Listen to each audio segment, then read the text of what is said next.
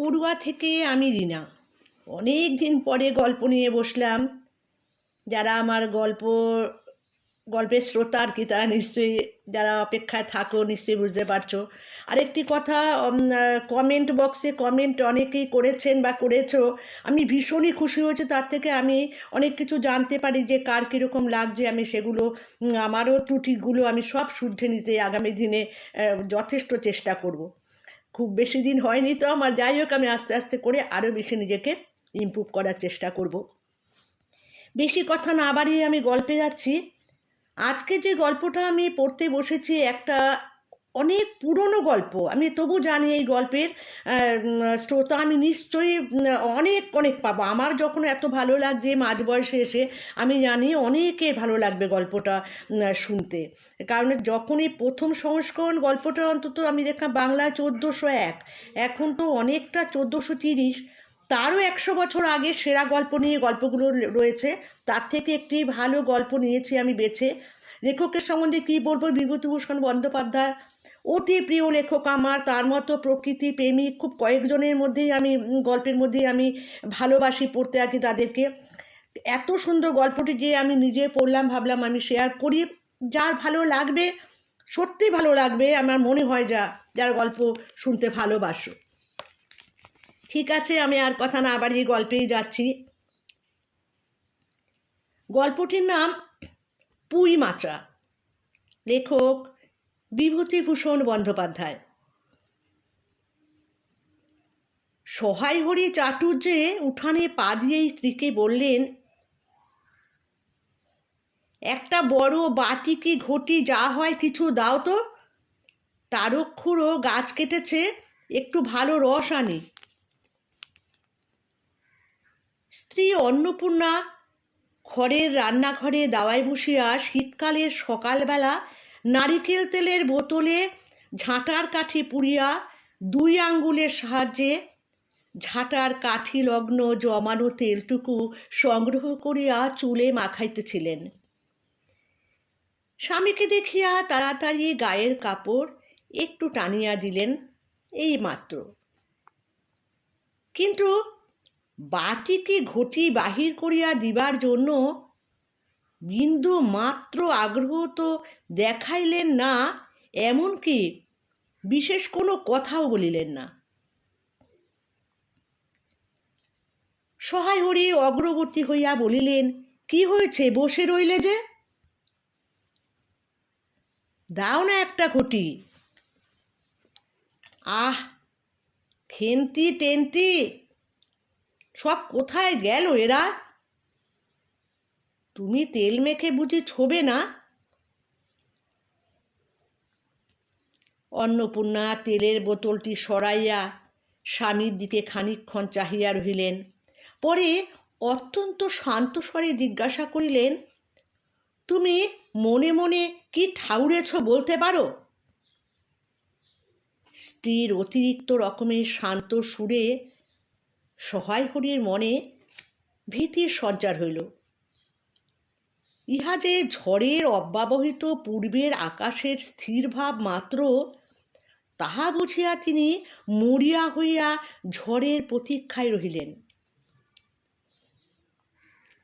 একটু আমতা আমতা করিয়া কহিলেন, কেন, কি কি আবার কি? অন্নপূর্ণা পূর্বাপেক্ষাও শান্ত সুরে বলিলেন, দেখো, রঙ্গ করো না বলছি। ন্যাকামো করতে হয় অন্য সময় করো। তুমি কিছু জানো না কি খোঁজ রাখো না? অত বড় মেয়ে, যার ঘরে সে মাছ ধরে আর রস খেয়ে দিন কাটায়, কি করে তা বলতে পারো? গায়ে কি গুজব রটেছে তুমি জানো? সহায় হরি আশ্চর্য হইয়া জিজ্ঞাসা করিলেন, কেন, কি গুজব? কি গুজব জিজ্ঞাসা করো গিয়ে চৌধুরীদের বাড়ি। কেবল বাগদি দুলে পাড়ায় ঘুরে ঘুরে ঘুরে জন্ম কাটালে ভদ্রলোকের গায়ে বাস করা যায় না। সমাজে থাকতে হলে সেই রকম মেনে চলতে হয়। সহায় হরি বিস্মিত হইয়া কি বলিতে যাইতেছিলেন, অন্নপূর্ণা পূর্ববৎ সুরে পুনর্বার বলিয়া উঠিলেন, এক ঘরে করবে গো? তোমাকে এক ঘরেই করবে? কালকে চৌধুরীদের চণ্ডী মণ্ডপে এসব কথা হয়েছে। আমাদের হাতে ছোঁয়া জল আর কেউ খাবে না। আশীর্বাদ হয়ে মেয়ের বিয়ে হলো না, ওনাকে উৎসুগ্য করা মেয়ে। গাঁয়ের কোনো কাজে তোমাকে আর কেউ বলবে না। যাও, ভালোই হয়েছে তোমার। এখন গিয়ে দুলে বাড়ি বাগদি বাড়ি উঠে বসে দিন কাটাও। সহায় হরি তাচ্ছিল্যের ভাব প্রকাশ করিয়া বলিলেন, এই আমি বলছি না জানি কি এমন ব্যাপার। এক ঘরে? সবাই এক ঘরে করেছেন, এবার নাকি বাকি আছেন কালীময় ঠাকুর। অন্নপূর্ণা তেলে বেগুনে জ্বলিয়া উঠিলেন। কেন? তোমাকে এক ঘরে করতে বেশি কিছু লাগে নাকি? তুমি কি সমাজের মাথা, না একজন মাতব্বর লোক? চাল নেই, চুলো নেই, এক করার মুরদ নেই। চৌধুরীরা তোমায় এক ঘরে করবে, তা এমন কঠিন কাজ কি? আর সত্যিই তো। এদিকে ধাড়ি মেয়ে হয়ে উঠল। হঠাৎ স্বর নামাইয়া বলিলেন, হলো যে 15 বছরের, বাইরে কমিয়ে বলে বেড়ালে কি হবে? লোকের চোখ নেই। পুনরায় গলা উঠাইয়া বলিলেন, না বিয়ে দেবার গা না কিছু। আমি কি যাব পাত্র ঠিক করতে?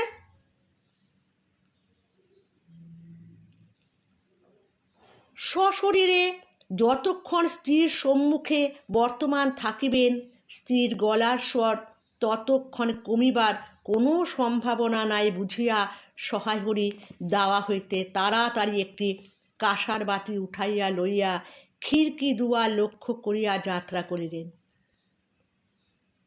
কিন্তু খিড়কি দুয়ারের একটু এদিকে কি দেখিয়া হঠাৎ থামিয়া গেলেন এবং আনন্দপূর্ণ স্বরে বলিয়া উঠিলেন, এসব কি রে খেন্তিমা?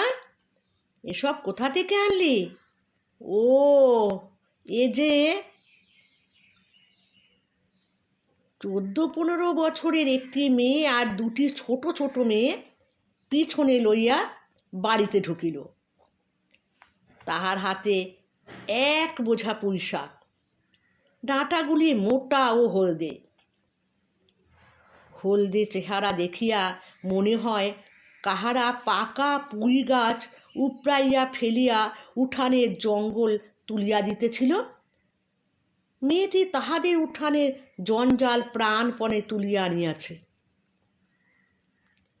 ছোট মেয়ে দুটির মধ্যে একজনের হাত খালি, অপরটির হাতে গোটা 2-3 পাকা পুঁই পাতা জড়ানো কোনো দ্রব্য। বড় মেয়েটি খুব লম্বা, গোলগাল চেহারা, মাথার চুলগুলো কৃষ্ণ এবং অগোছালো, বাতাসে উড়িতেছে। মুখখানা খুব বড়, চোখ দুটো ডাগর ডাগর আর শান্ত। সরু সরু কাচের চুড়িগুলো 2 পয়সা ডজনের একটি সেফটি পিন দিয়া একত্র করিয়া আটকানো।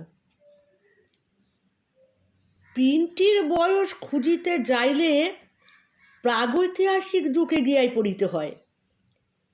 এই বড় মেয়েটির নামই বোধ হয় খেন্তি, কারণ সে তাড়াতাড়ি পিছন ফিরিয়া তাহার পশ্চাৎবর্তিনী হাত হইতে পুঁই পাতা জড়ানো দ্রব্যটি লইয়া মেরিয়া ধরিয়া বলিল, চিংড়ি মাছ বাবা, গয়া বুড়ির কাছ থেকে রাস্তায় নিলাম, দিতে চায় না, বলে তোমার বাবার কাছে আর দিনকার দরুন 2 পয়সা বাকি আছে।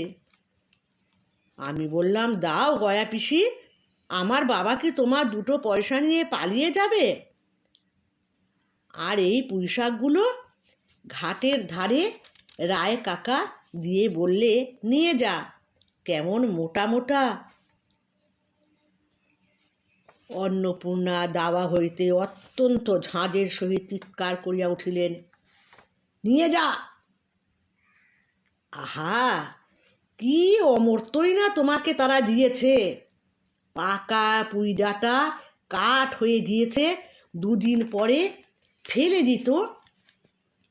নিয়ে যা। আর উনি তাদের আগাছা উড়িয়ে নিয়ে এসেছেন, ভালোই হয়েছে। তাদের আর নিজেদের কষ্ট করে কাটতে হলো না। যত পাথুরে বোকা সব মরতে আসে আমার ঘাড়ে। ধাড়ি মেয়ে, বলে দিয়েছি না, তোমার বাড়ির বাইরে কোথাও তুমি পা দিও না। লজ্জা করে না এ পাড়া সে পাড়া করে বেড়াতে?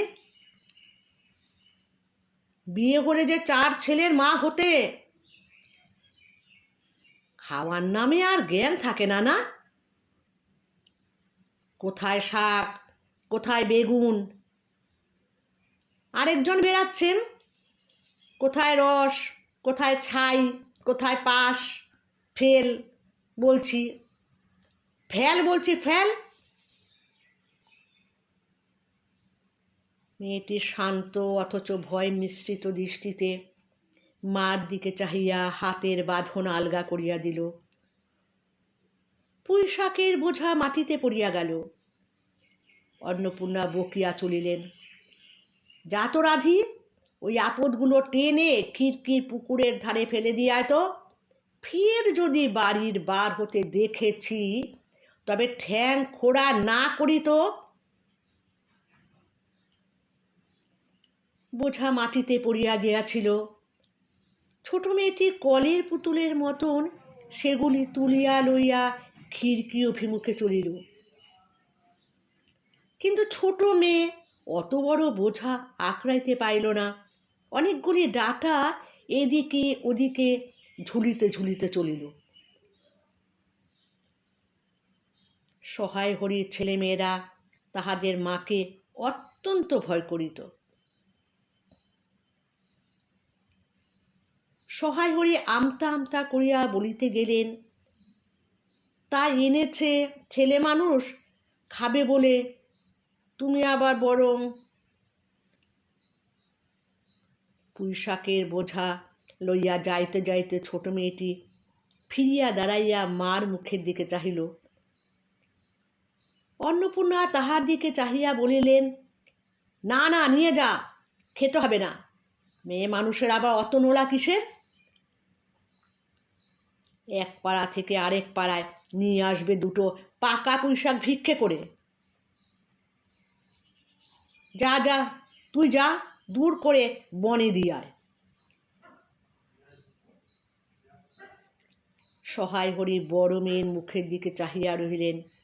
দেখিলেন তাহার চোখ দুটা জলে ভরিয়া আসিয়াছে। তার মনে বড় কষ্ট হইল। কিন্তু মেয়ের যতই সাধের জিনিস হোক, পুঁইশাকের পক্ষাবলম্বন করিয়া দুপুরবেলা স্ত্রীকে চটাইতে তিনি আদৌ সাহসী হইলেন না। নিঃশব্দে খিড়কি দৌড় দিয়া বাহির হইয়া গেলেন।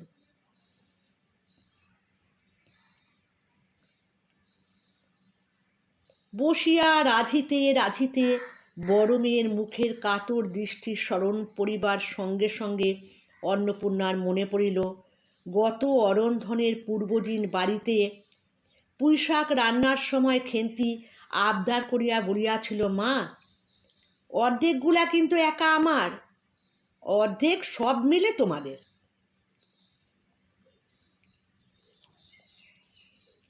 বাড়িতে কেহ ছিল না। তিনি নিজে গিয়া উঠানের ও খিড়কি দোরের আশেপাশে যে ডাঁটা পড়িয়াছিল সেগুলি কুড়াইয়া লইয়া আসিলেন। বাকিগুলো কুড়োনো যায় না। ডোবার ধারের ছাই গাদায় ফেলিয়া দিয়াছে। কুচো চিংড়ি দিয়া এই রূপে চুপি চুপি পুঁই শাকের তরকারি রাঁধিলেন।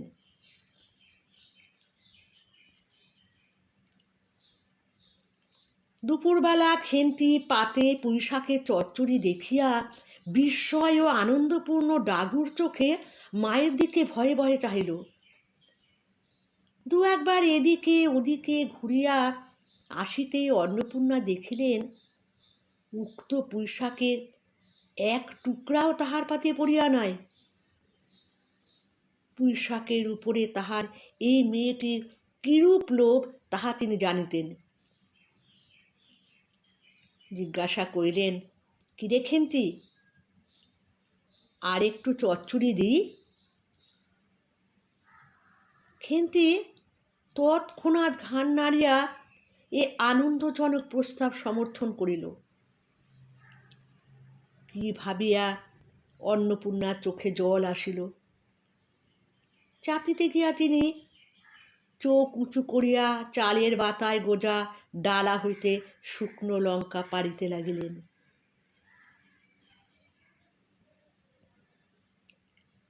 কালীময়ের চণ্ডীমণ্ডপে সেদিন বৈকাল বেলা সহায় হরির ডাক পড়িল। সংক্ষিপ্ত ভূমিকা ফাঁদিবার পরে কালীময় উত্তেজিত স্বরে বলিলেন, সেসব দিন কি আর আছে ভায়া? এই ধরো, কেউ মুখুজ্জে, কেষ্ট মুখুজ্জে, স্বভাব নইলে পাত্র দেব না, স্বভাব নইলে পাত্র দেব না করে কি কাণ্ডটাই না করলে অবশেষে কিনা হরির ছেলেটাকে ধরে পড়ে মেয়ের বিয়ে দেয়। তবে রক্ষে তারা কি স্বভাব? রাম বলো, 6-7 পুরুষে ভঙ্গ, পচা ক্ষত্রিয়। পরে সুর নরম করিয়া বলিলেন, তা সমাজের সেসব শাসনের দিন কি আর আছে? দিন দিন চলে যাচ্ছে, বেশি দূর যায় কেন? এই যে তোমার মেয়েটি 13 বছরের। সহায় হরি বাধা দেয়া বলিতে গেলেন, এই শ্রাবণে 13। আহা হা, 13 আর 16 তফাৎ কিসের শুনি? 13 আর 16 তফাৎটা কিসের? আর সে 13ই হোক, চাই 16ই হোক, চাই 50ই হোক, তাতে আমাদের দরকার নেই। সেই হিসেব তোমার কাছেই থাক। কিন্তু পাত্রর আশীর্বাদ হয়ে গেল, তুমি বেঁকে বসলে কি জন্যে শুনি? ও তো একরকম উৎসর্গ করা মেয়ে। আশীর্বাদ হওয়াও যা, বিয়ে হওয়াও তো তাই। 7 পাখিরই যা বাকি, এই তো। সমাজে বসে এসব কাজগুলো তুমি যে করবে আর আমরা বসে বসে দেখব, এ তুমি মনে ভেবো না। সমাজের বামুনদের যদি জাত মারবার ইচ্ছা না থাকে, মেয়ের বিয়ের বন্দোবস্ত করে ফেলো। পাত্তর রাজপুত্তর না হলে পাত্তর মেলে না।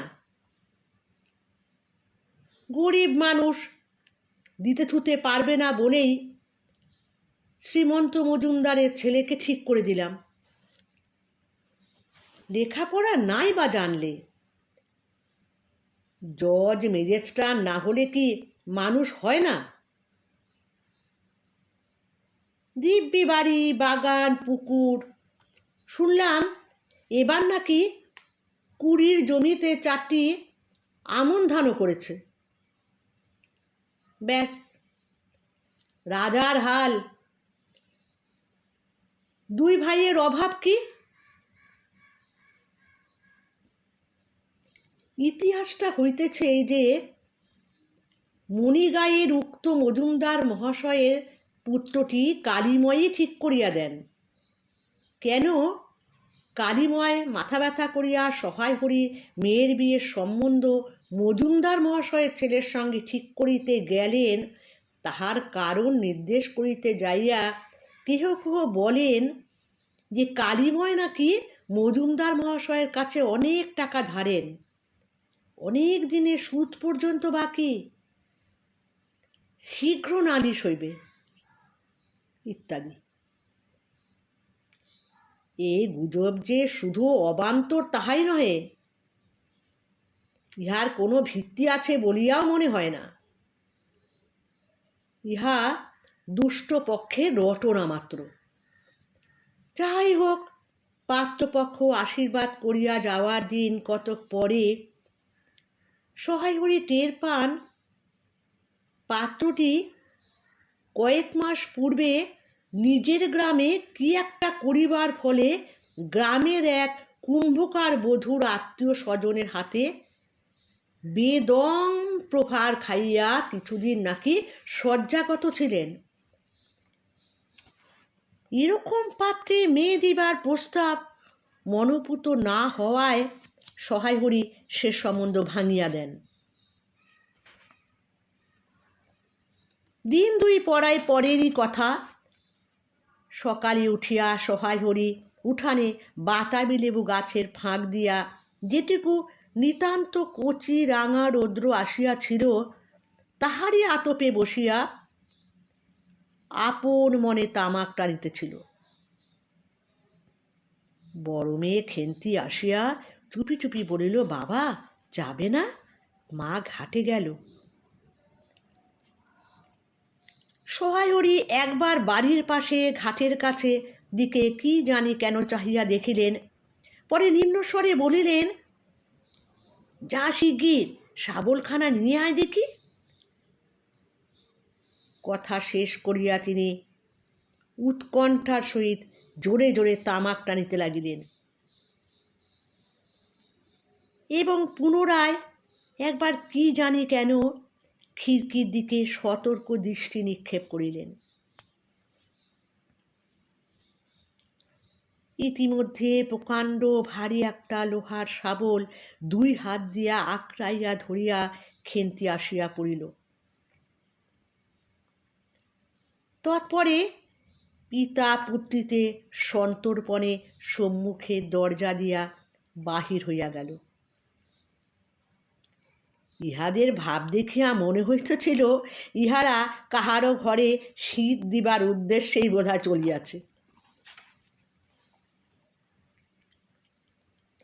অন্নপূর্ণা স্নান করিয়া সবে কাপড় ছাড়িয়া উনুন ধরাইবার জোগাড় করিতেছেন, মুখুজ্জে বাড়ির ছোট খুকি দুর্গা আসিয়া বলিল, খুড়িমা, মা বলে দিলেন খুড়িমাকে গিয়ে বল মাছ হবে না, তুমি আমাদের নবান্নটা মেখে আর ইতুর ঘটগুলো বার করে দিয়ে আসবে।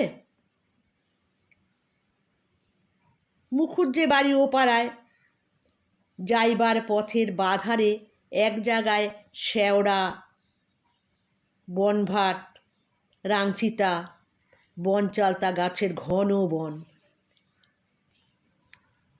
শীতের সকালে এক প্রকার লতা পাতার ঘন গন্ধ বন হইতে বাহির হইতেছিল।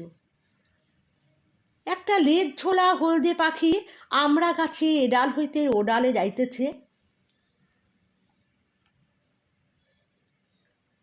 দুর্গা আঙুল দিয়া দেখাইয়া বলিল, খুড়িমা, খুড়িমা, ওই যে কেমন পাখিটা। পাখি দেখিতে গিয়া অন্নপূর্ণা কিন্তু আর একটি জিনিস লক্ষ্য করিলেন, ঘন বনটার মধ্যে কোথায় এতক্ষণ খুব খুব করিয়া আওয়াজ হইতেছিল, কি যেন কি খুঁড়িতেছে। দুর্গার কথার পরেই হঠাৎ সেটা বন্ধ হইয়া গেল।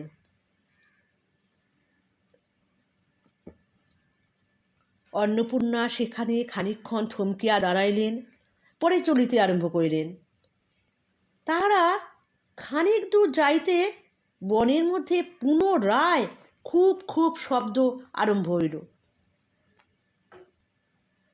কাজ করিয়া ফিরিতে অন্নপূর্ণার কিছু বিলম্ব হইল। বাড়ি ফিরিয়া দেখিলেন খেন্তি উঠানে রৌদ্রে বসিয়া তেলের বাটি সম্মুখে লইয়া খোপা খুলিতেছে। তিনি তীক্ষ্ণ দৃষ্টিতে মেয়ের দিকে চাহিয়া দেখিয়া বলিলেন, এখনো নাইতে যাসনি যে? কোথায় ছিলি এতক্ষণ? খেন্তি তাড়াতাড়ি উত্তর দিল, এই যে মা, যাই, এক্ষুনি যাব আর আসব। খেন্তি স্নান করিতে যাইবার একটুখানি পরেই সহায়রীর সোৎসাহে 15-16 সের ভারী একটা মেটে আলু ঘাড়ে করিয়া কোথা হইতে আসিয়া উপস্থিত হইলেন এবং সম্মুখে স্ত্রীকে দেখিয়া কৈফিয়তের দৃষ্টিতে সেই দিকে চাহিয়াই বলিয়া উঠিলেন, ওই ওপাড়ার ময়সা চৌকিদার রোজই বলে, কর্তা ঠাকুর, তোমার বাপ থাকতে তবু মাসে মাসে এদিকে তোমাদের পায়ের ধুলো পড়তো, তা আজকাল তো তোমরা আর আসোই না। এই বেড়ার গায়ে মেটে আলু করে রেখেছি, তা দাদা ঠাকুর বরং। অন্নপূর্ণা স্থির দৃষ্টিতে স্বামীর দিকে চাহিয়া বলিলেন, বরজ পাতার বনের মধ্যে বসে খানিক আগে কি করছিলে শুনি? সহায়রী অবাক হইয়া বলিলেন, আমি? না না, আমি কখনো না, এই তো আমি। সহায়হরির ভাব দেখিয়া মনে হইতেছিল তিনি এই মাত্র আকাশ হইতে পড়িয়াছেন। অন্নপূর্ণা পূর্বের মতনই স্থির দৃষ্টিতে স্বামীর দিকে চাহিয়া বলিলেন, চুরি তো করবেই, 3 কাল গিয়েছে, 1 কাল আছে, মিথ্যা কথাগুলি আর এখন বলো না। আমি সব জানি। মনে ভেবেছিলে আপদ ঘাটে গিয়েছে আর কি? দুর্গার মা ডেকে পাঠিয়েছিল, ও পাড়ায় যাচ্ছি, শুনলাম বরজপোতার বনের মধ্যে কি সব খুব খুব শব্দ। তখনই আমি বুঝতে পেরেছি, সারা পেয়ে সব বন্ধ হয়ে গেল। সেই আবার খানিক দূর গেলাম, আবার দেখি শব্দ। তোমার তো ইহকালও নেই, পরকালও নেই। চুরি করতে, ডাকাতি করতে, যা করতে ইচ্ছে হয় করো, কিন্তু মেয়েটাকে আবার এর মধ্যে নিয়ে গিয়ে ওর মাথা খাওয়া কিসের জন্য?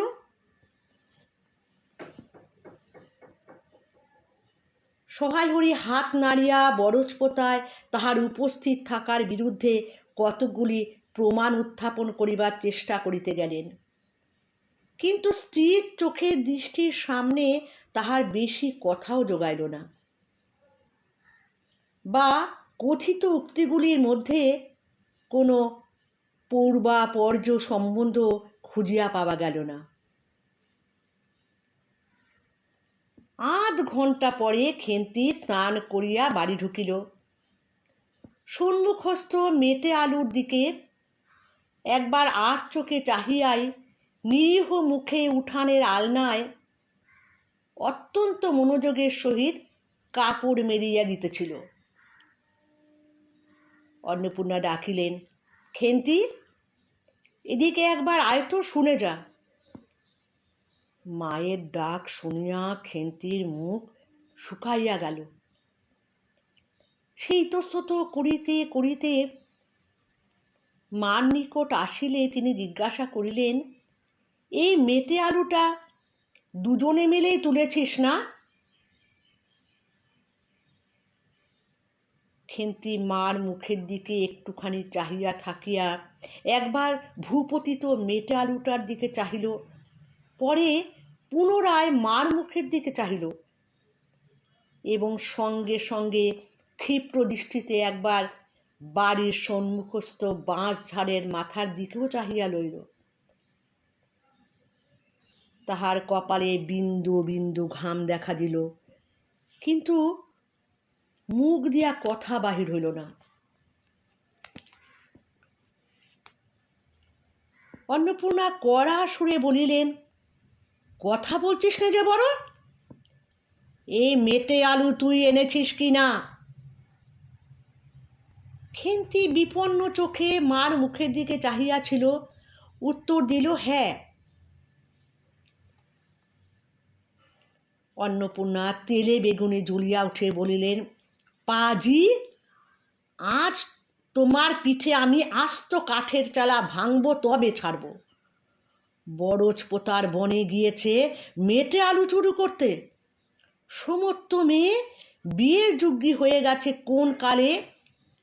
সেই এক গলা বিজন বন, যার মধ্যে দিন দুপুরে বাঘ লুকিয়ে থাকে, তার মধ্যে থেকে পরের আলু নিয়ে এলো তুলে।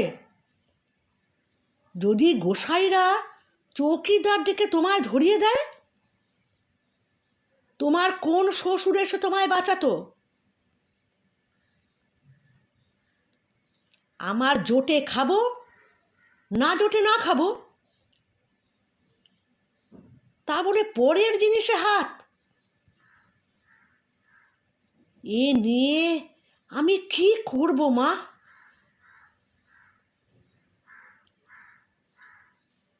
দুই তিন দিন পরে একদিন বৈকালে ধুলা মাটি মাখা হাতে খেন্তি মাকে আসিয়া বলিল, মা মা, দেখবে এসো। অন্নপূর্ণা গিয়া দেখিলেন,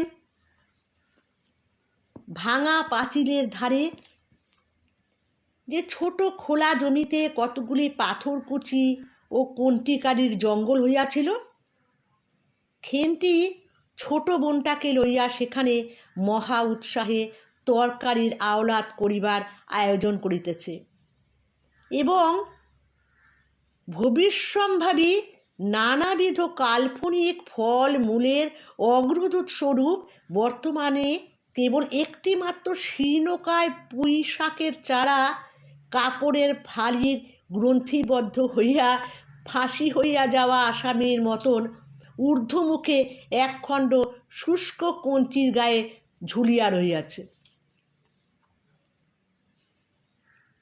ফলমূলাদির অবশিষ্টগুলি আপাতত তার বড় মেয়ের মস্তিষ্কের মধ্যে অবস্থিতি করিতেছে। দিনের আলোয় এখনো বাহির হয় নাই। অন্নপূর্ণা হাসিয়া বলিলেন, দূর পাগলি, এখন পুঁই ডাঁটার চারা পোতে কখনো? বর্ষাকালে পুঁততে হয়, এখন যে জল না পেয়ে মরে যাবে। খেন্তি বলল, কেন? আমি রোজ জল ঢালবো। অন্নপূর্ণা বলিলেন, দেখ, হয়তো বেঁচে যেতেও পারে।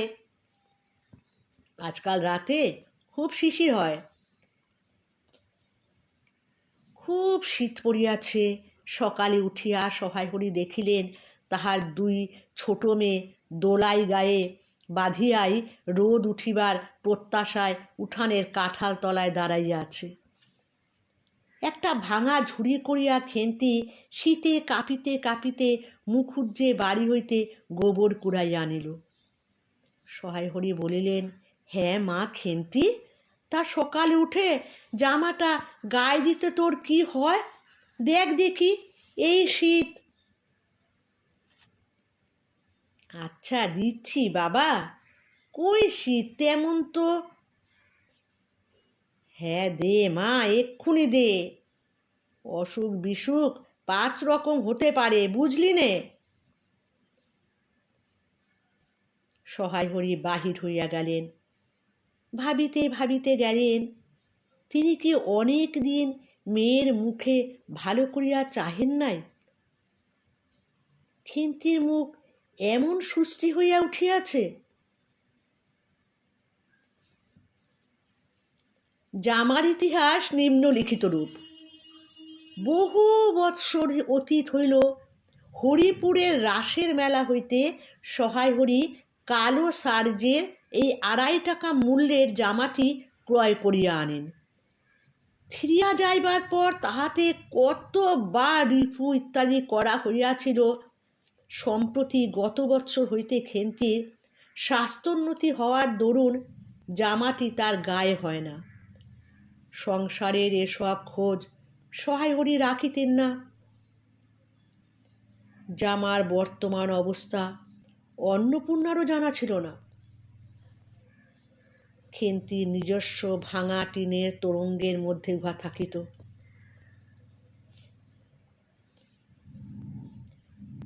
পৌষ সংক্রান্তি সন্ধেবেলা অন্নপূর্ণা একটু কাশিতে চালের গুঁড়া, ময়দা ও গুড় দিয়া চটকাইতেছিলেন। একটি ছোট বাটিতে 1 বাটি তেল, খেন্তি কুড়ুনির নিচে একটা কলার পাত পাড়িয়া 1 থাল নারকেল কুড়িতেছে। অন্নপূর্ণা প্রথমে খেন্তির সাহায্য লইতে স্বীকৃত হন নাই, কারণ সে যেখানে সেখানে বসে বনে বাদারে ঘুরিয়া ফেরে, তার কাপড় চোপড় স্বাস্থ্যসম্মত সূচিও নহে। অবশেষে খেন্তি নিতান্ত ধরিয়া পড়ায় হাত পা ধোয়াইয়া ও শুদ্ধ কাপড় পরাইয়া তাহাকে বর্তমান পদে নিযুক্ত করিয়াছেন। ময়দার গোলা মাখা শেষ হইলে অন্নপূর্ণা উনুনে খোলা চাপাইতে যাইতেছিলেন। ছোট মেয়ে রাখি হঠাৎ ডান হাতখানা পাতিয়া বলিল, মা, ওই একটু। অন্নপূর্ণা বড় গামলাটা হইতে একটুখানি গোলা তুলিয়া লইয়া হাতের আঙুল 5টি দ্বারা একটি বিশেষ মুদ্রা রচনা করিয়া সেটুকু রাধির প্রসারিত হাতের উপরে দিলেন। মেজ মেয়ে পুটি অমনি ডান হাতখানা কাপড়ে তাড়াতাড়ি মুছিয়া লইয়া মার সামনে পাতিয়া বলিল, মা, আমায় একটু। খেন্তি সূচি বস্ত্রে নারকেল কুড়িতে কুড়িতে লুব্ধ নেত্রে মধ্যে মধ্যে এদিকে চাহিতেছিল। এ সময় খাইতে চাওয়ায় মা পাছে বকে, সেই ভয়ে সে চুপ করিয়াই রহিল। অন্নপূর্ণা বলিলেন, দেখি নিয়ে আয় খেন্তি, ওই নারকেল মালাটা, ওতে তোর জন্য একটু রাখি। খেন্তি ক্ষিপ্র হস্তে নারকেলের উপরের মালাখানা যাহাতে ফুটা নাই সেখানে সরাইয়া দিল। অন্নপূর্ণা তাহাতে একটু বেশি করিয়াই গোলা ঢালিয়া দিলেন। মেজ মেয়ে পুটি বলিল, জ্যাঠাইমারা অনেকখানি দুধ নিয়েছে। রাঙা দিদি ক্ষীর তৈরি করছিল, ওদের অনেক রকম হবে। খেন্তি মুখ তুলিয়া বলিল, এবেলা আবার হবে নাকি? ওরা তো ওবেলা ব্রাহ্মণ নেমন্তন্ন করেছিল সুরেশ কাকাকে আর ও পাড়ার তিনুর বাবাকে। ওবেলা তো পায়েস, ঝোল পুলি, মুখ তক্তি এসব হয়েছে। পুটি জিজ্ঞাসা করিল, হ্যাঁ মা, ক্ষীর নইলে নাকি পাটিসাপটা হয় না? খেদি বলছিল। ক্ষীরের পুর না হলে কি আর পাটিসাপটা হয়? আমি বললাম, কেন? আমার মা তো শুধু নারকেলের ছাই দিয়েই করে, সে তো কেমন ভালো লাগে খেতে। অন্নপূর্ণা বেগুনের বোটায় একটুখানি তেল লইয়া খোলায় মাখাইতে মাখাইতে প্রশ্নের সদুত্তর খুঁজিতে লাগিলেন। খেন্তি বলিল, খেদির ওইসব কথা? খেদির মা তো ভারী পিঠে করে কি না? ক্ষীরের পুর দিয়ে ঘিয়ে ভাজলেই কি আর পিঠে হলো? সেদিন জামাই এলে ওদের বাড়ি দেখতে গেলুম কি না, তাই খুড়িমা 2খানা পাটিসাপটা খেতে দিলে। ও মা, কেমন একটা ধরা ধরা গন্ধ! আর পিঠেতে কখনো কোনো গন্ধ পাওয়া যায়? পাটিসাপটা ক্ষীর দিলে ছাই খেতে হয়। বেপরোয়াভাবে উপরোক্ত উক্তি শেষ করিয়া খেন্তি মার চোখের দিকে চাহিয়া জিজ্ঞাসা করিল, মা, নারকেলের কোড়া একটু নেব? অন্নপূর্ণা বলিলেন, নে, কিন্তু এখানে বসে খাস নে, মুখ থেকে পড়বে না কি হবে, যা ওই দিকে যা। খেন্তি নারকেলের মালায় এক থাবা তুলিয়া লইয়া একটু দূরে গিয়া খাইতে লাগিল। মুখ যদি মনের দর্পণ স্বরূপ হয়, তবে খেন্তির মুখ দেখিয়া সন্দেহের কোনো কারণ থাকিতে পারিত না যে সে অত্যন্ত মানসিক তৃপ্তি অনুভব করিতেছে। ঘণ্টাখানেক পরে অন্নপূর্ণা বলিলেন, তোরা সব এক এক টুকরো পাতা নিয়ে বসত দেখি, গরম গরম দি।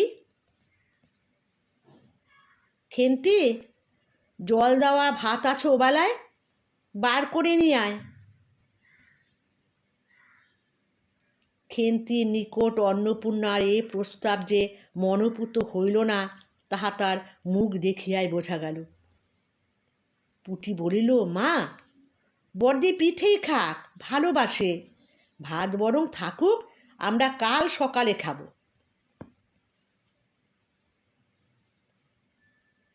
খান কয়েক খাইবার পরেই মেজ মেয়ে পুটি খাইতে চাহিল না।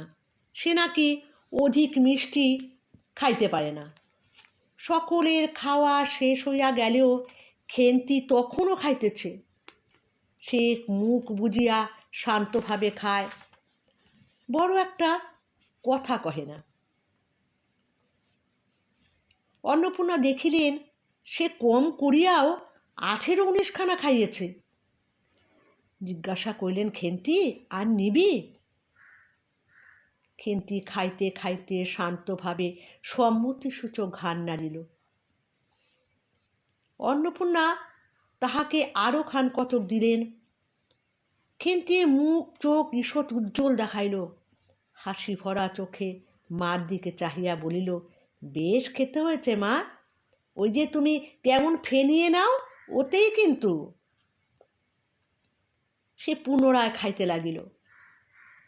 অন্নপূর্ণা হাতা খুন্তি চুলি তুলিতে তুলিতে সস্নেহে তারই শান্ত নিরীহ একটু অধিক মাত্রায় ভোজনপটু মেয়েটির দিকে চাহিয়া রহিলেন। মনে মনে ভাবিলেন, খেন্তি আমার যার ঘরে যাবে তাদের অনেক সুখ দেবে। এমন ভালো মানুষ কাজে কর্মে বকো, মারো, গাল দাও, টু শব্দটি মুখে নেই, উঁচু কথা কখনো কেউ শোনেনি। বৈশাখ মাসে প্রথমে সহায়রীর এক দূর সম্পর্কীয় আত্মীয়ের ঘটকালিতে খেন্তির বিবাহ হইয়া গেল। দ্বিতীয় পক্ষে বিবাহ করিলেও পাত্রটির বয়স 40-এর খুব বেশি কোনো মতেই হইবে না। তবুও প্রথমে এখানে অন্নপূর্ণা আদৌ ইচ্ছুক ছিলেন না। কিন্তু পাত্রটি সঙ্গতিপন্ন, শহরের অঞ্চলে বাড়ি, সিলেট, চুন ও ইটের ব্যবসায়ে 2 পয়সা নাকি করিয়াছে। এরকম পাত্র হঠাৎ মেলাও তো দুর্ঘট কি না। জামাইয়ের বয়স একটু বেশি। প্রথমে অন্নপূর্ণা জামাইয়ের সম্মুখে বাহির হইতে একটু সংকোচ বোধ করিতেছিল। পরে পাছে খেন্তির মনে কষ্ট হয়, এই জন্য বরণের সময় তিনি খেন্তির সুপুষ্ট হস্তখানি ধরিয়া জামাইয়ের হাতে তুলিয়া দিলেন। চোখের জলে তাহার গলা বন্ধ হইয়া আসিল, কিছু বলিতে পারিলেন না। বাড়ির বাহির হইয়া আমলকি তলায় বেহারারা সুবিধা করিয়া লইবার জন্য বরের পালকি একবার নামাইল। অন্নপূর্ণা চাহিয়া দেখিলেন বেড়ার ধারে নীল রঙের মেজি ফুলের গুচ্ছগুলো যেখানে নত হইয়া গেছে, খেন্তির কম দামের বালুচরের রাঙা চেলির আঁচলখানা পালকি বাহির হইতে লুটাইয়া পড়িতেছে।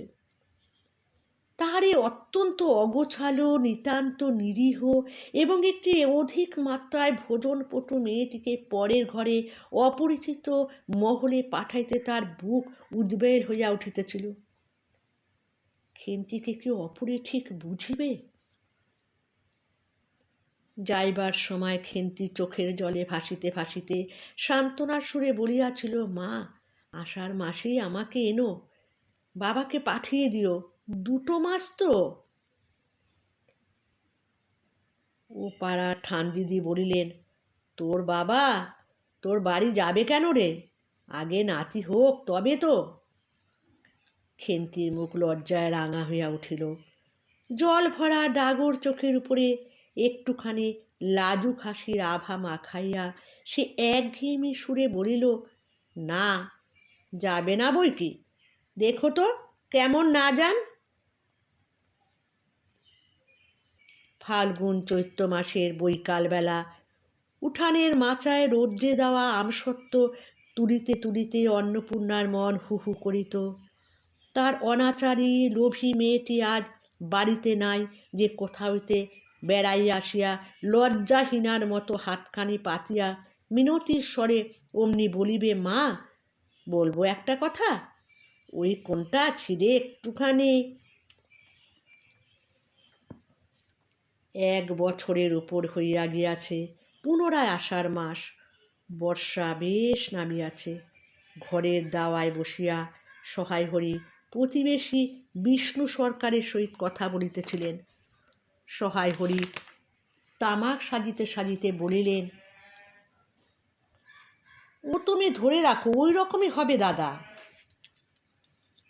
আমাদের অবস্থার লোকের ওর চেয়ে ভালো আর কি জুটবে? বিষ্ণু সরকার তালপাতার চাটাইয়ের উপরে উবু হইয়া বসিয়াছিল।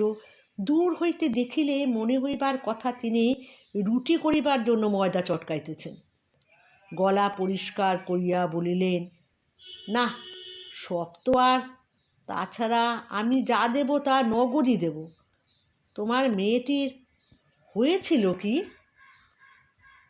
সহায় হরি হুকাটায় 5-6টি টান দিয়া কাশিতে কাশিতে বলিলেন, বসন্ত হয়েছিল শুনলাম।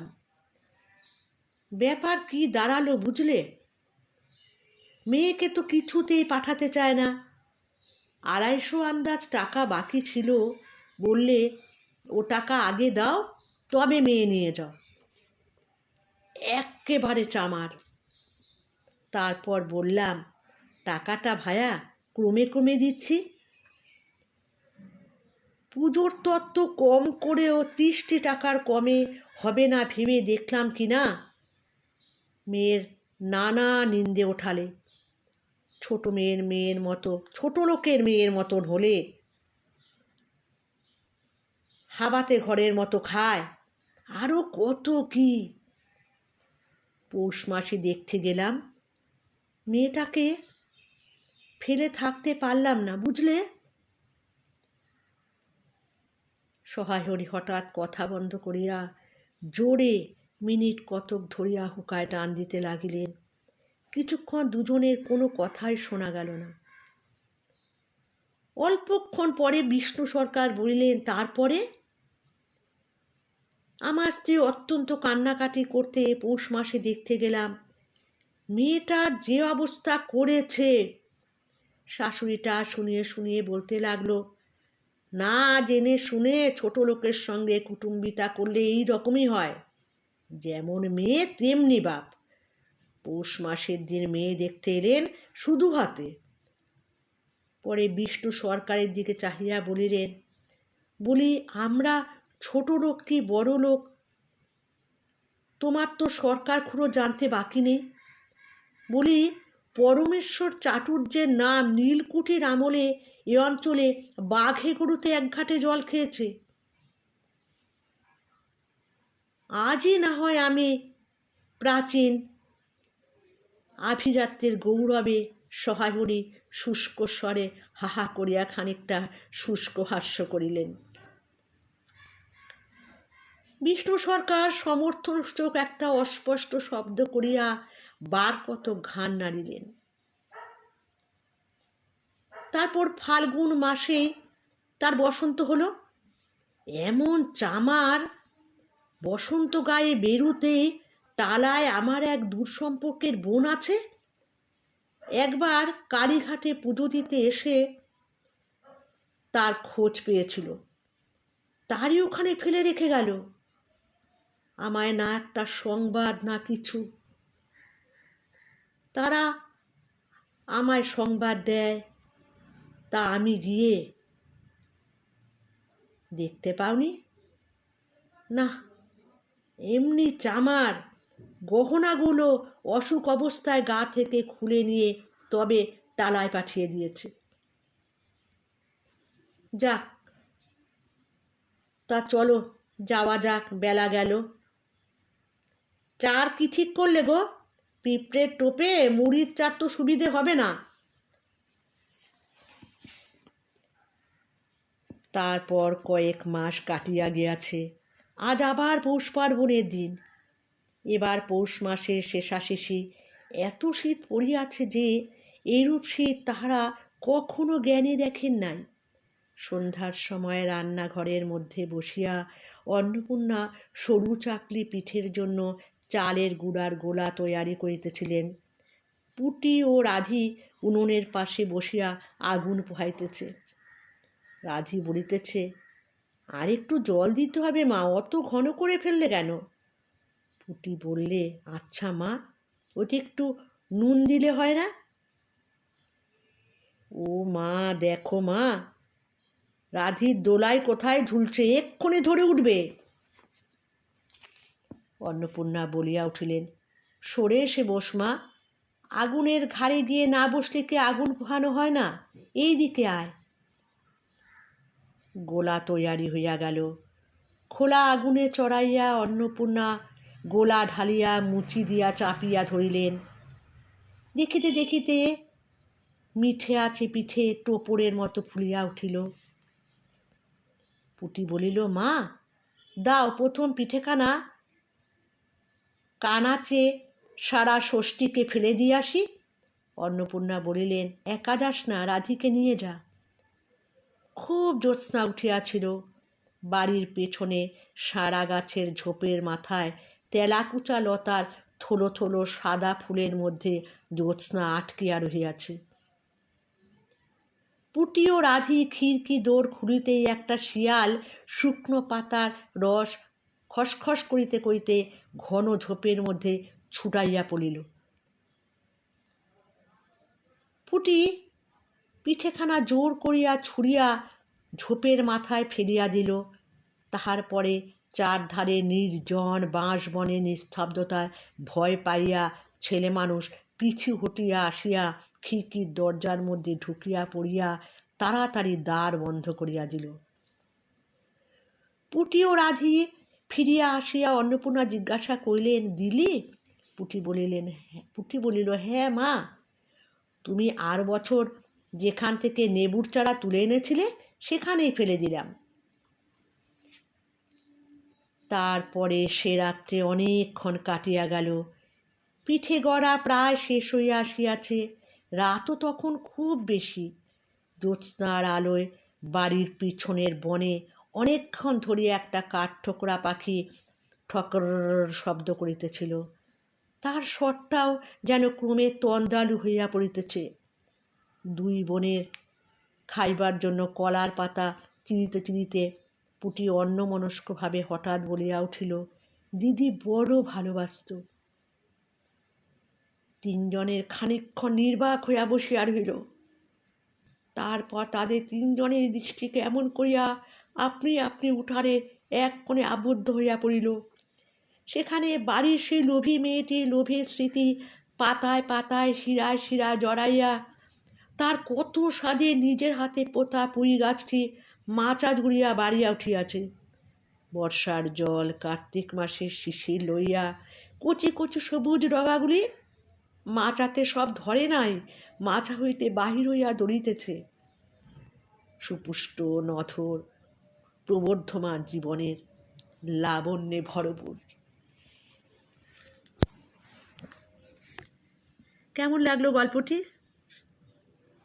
শেষ পর্যন্ত সত্যি আমার গলা ধরে এসেছিল। যাই হোক, আশা করি সবাই ভালো রাখবে। আজকের মতো নমস্কার।